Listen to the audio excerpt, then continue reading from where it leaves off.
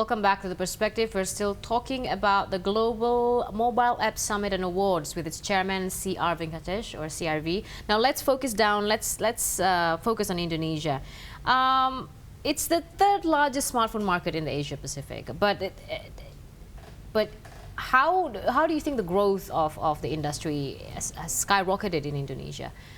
I mean, put aside the huge number of market here, we have 250 million, but considering telecommunications was introduced late into Indonesia compared to its other neighbors, and of course India as well, how do you think this sped up in such a pace in the country?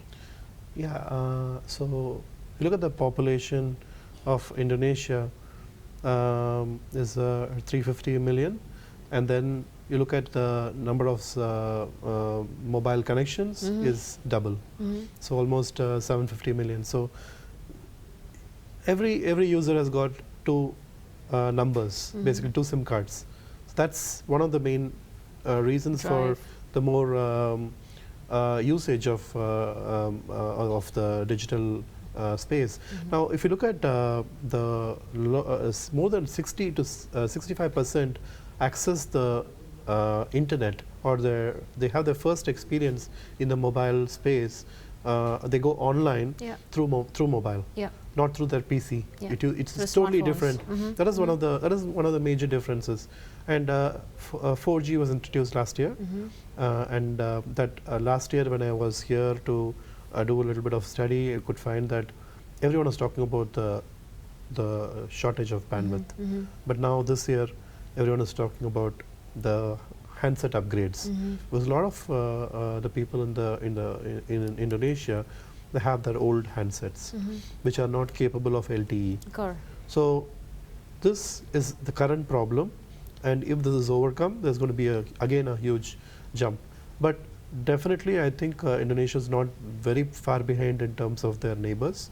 It's for the smartphone, it's the third largest, and I'm sure it's going to catch up with the others pretty soon. Yes. Now, how do you observe the behavior of technology usage in Indonesia between that of India and also Thailand, for instance?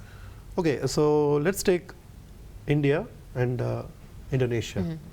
So in India, the most downloaded apps are, for example, we have of course Facebook, Google Maps, social media, messaging. These are the top downloaded apps. Top downloaded, followed by shopping, followed by news, and then you have games. Right. But here in Indonesia, it's totally different. Number one. Interesting. Can you guess? Games? Yes. So number one is games. Really now? Yes. I would have thought with the most Facebook and Twitter user, Indonesia would actually land on a social media platform. So games, interesting. So it's most downloaded is games in Indonesia. Definitely.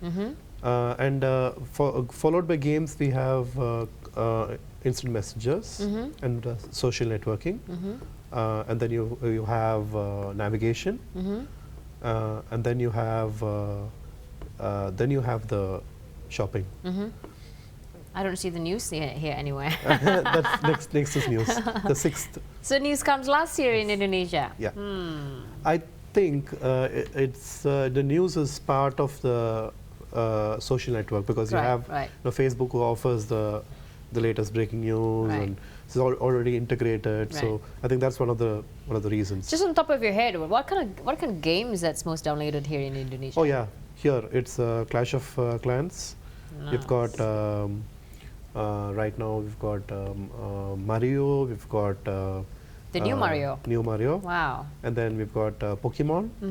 We've got all the big games, you know, the ones, the Fishdom and all that. But that also tells you how very consumptive Indonesian consumers, even in the game section, because these are the games that has just been released, especially for Pokemon and Mario Brothers. Correct? It's just been recent in the last year or so, in the last couple of months. Yeah, and I'm a Pokemon Yourself. lover, and I've got more than more than 200 games in my, Oh, wow. on my mobile. How do you do that? 200 games in your mobile app.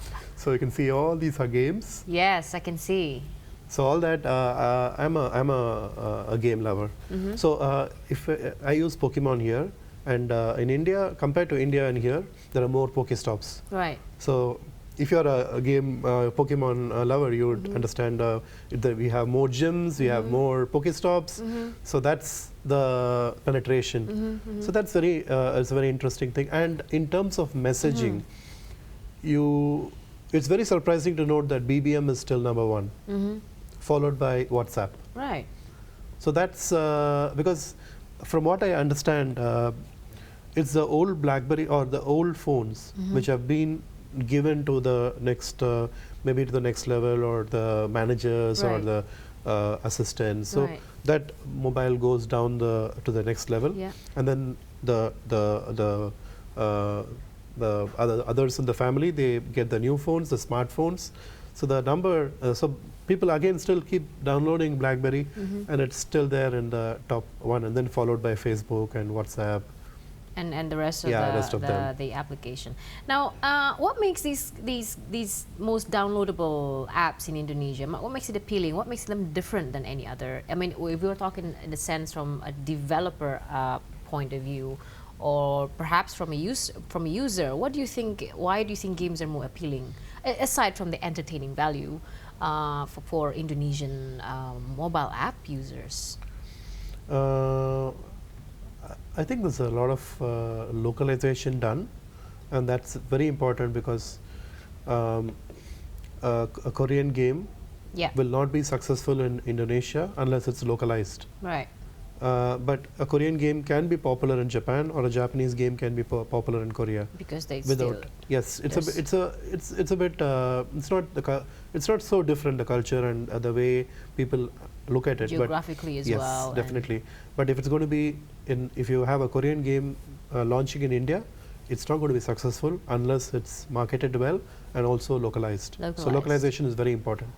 So I noticed this for huge markets like India and Indonesia, how localization determined the course of sales and marketing and have you.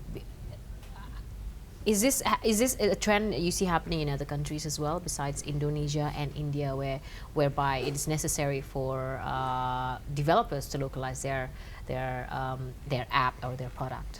Absolutely, because even Pokemon, for example, they introduced Korean language support just 2 days before. Yeah. So they have to keep updating. Yeah. Because when they see the trend of more downloads happening in a particular country, or where the scope is bigger or the market is bigger, they need to localize to have more presence or more downloads. And what's the size of the gaming community here in Indonesia? Just on top of your head, based of your research and based on the enthusiasm that was shown during the summit, how big is Indonesia's gaming and mobile app developer community? Yeah, I think I mean, in terms of revenue, it's around $350 million. But if you look at is this the current number you're saying? Current number, yes. And if you look at the growth is around 30% year on year. And if you look at the current the gaming segment, the industry here, there are a few developers based out of Indonesia. They're in Bandung or in Jakarta, and I mean, a few of them were actually present yesterday for the conference. You got big people like Touch 10 Games or Agate Studios. So they were there yesterday and they shared their perspective. Correct. I think there's a lot of scope, because if you see the games downloaded, it's almost most of the games are outside or foreign games. There is no major local game here. Well, there's very small number of local games developed. Actually, almost none. It's just maybe very rarely, maybe one of the Touch 10 Games, or maybe somebody from very freelance or indie developer game. So it's very less.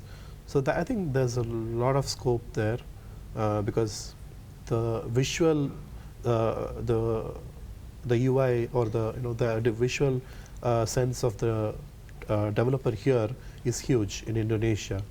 Probably the coding is maybe stronger in other countries like India, because a lot of people come to India. Gojek is now started Yes, in I India. understand they send their their stuff for that. So, for example, when we want to develop an app, we get it we work at a collaboration. Right. We get the content from the Philippines, we get the design from Indonesia, and we do the coding in India. How did India get to be the go-to country when we talk about developing mobile apps here? What do you think transpired in the last few years? I think it's more of the education system and the importance people give for during the curriculum. It's not more of a course which is conducted after college. Right. It's more integrated within the... Embedded within the... Yes, absolutely. Okay. Now we'll talk more about that, the growth of the industry on the Perspective with CRV, Chairman of GMASA, right here on Perspective. Stay with us.